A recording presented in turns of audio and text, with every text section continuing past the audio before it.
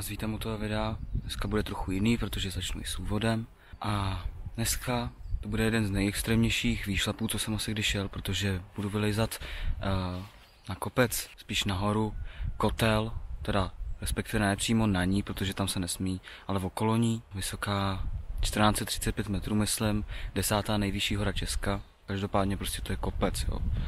1000 metrů převýšení, 16 kilometrová cesta, uvidíme, ji si dám celou, když ne, tak se prostě vrátím, to je jednoduchý. A jako další atrakce jsou Labská bouda, možná Labský vodopád, Pramen Labe, Harrachovy kameny bych chtěl vidět, Pančavský vodopád taky.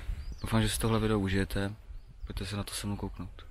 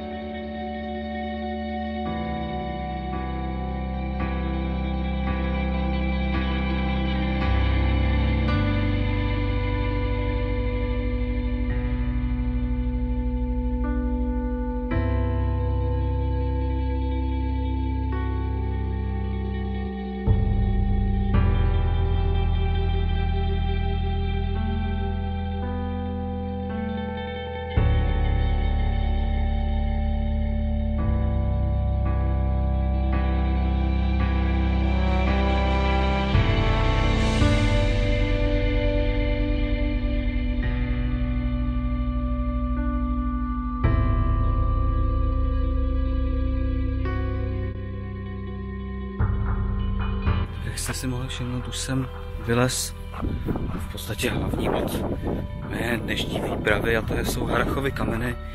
Myslím, že to je 10. nejvyšší hora Krkonoš.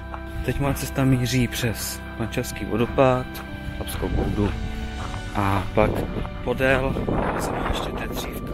Takže